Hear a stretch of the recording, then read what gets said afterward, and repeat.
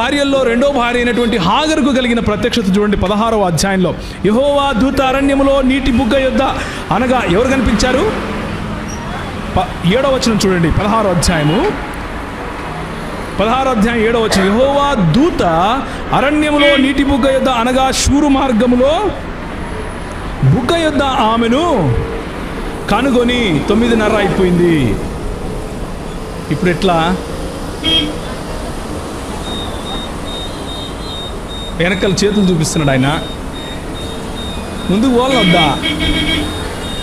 సరే, ఈ ప్రత్యక్షతలు మాత్రం చెప్పేసి వదిలేద్దాం ఈరోజుకి. రేపు బైబిల్ స్టడీలో మీరు వస్తే ఇంకా ఎక్కువగా చదువుకునే ప్రయత్నం చేద్దాం. సో హాగరుకు కలిగిన ప్రత్యక్షత ఏమిటి అంటే, యెహోవా దూత అరణ్య మార్గములో నీటి బుగ్గ యొద్ద అనగా శూరు మార్గములో బుగ్గ యొద్ద ఆమెను కనుగొని, షారాయి దాసివైన హాగరు ఎక్కడి నుండి వచ్చితివి, ఎక్కడికి వెళ్ళుచున్నావు అడిగినందున అది నా యజమానురైన అంటూ ఆమె మొత్తం స్టోరీ చెప్పింది. అప్పుడు యెహోవా దూత, నీ యజమానురాలు యొద్దకు తిరిగి వెళ్ళి ఆమె చేతి క్రింద అణిగి ఉండుము అని దానితో చెప్పెను. ఇప్పుడు ఆఖరి వచనం చదవండి అదే చాప్టర్లో. హాగరు దానిపైన చదవమ్మా, ఒక్క నిమిషం.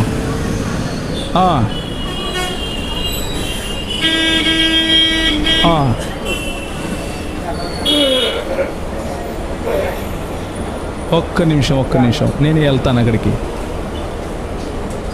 చూచుచున్న దేవుడవు నీవే అని తనతో మాట్లాడిన యెహోవాకు ఆమె పేరు పెట్టింది అన్నది కావాలి మనకు. ఆ నీటి బుగ్గకు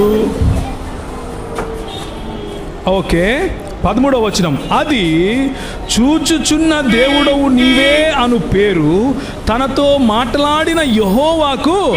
ఇప్పుడు నాకు చెప్పండి, మాట్లాడింది ఎవరు? ఎక్కడ మాట్లాడాడమ్మా యెహోవా? ఎవరు కనిపించారు అక్కడ? 1వ వచనం మనం ఏం చదివాము?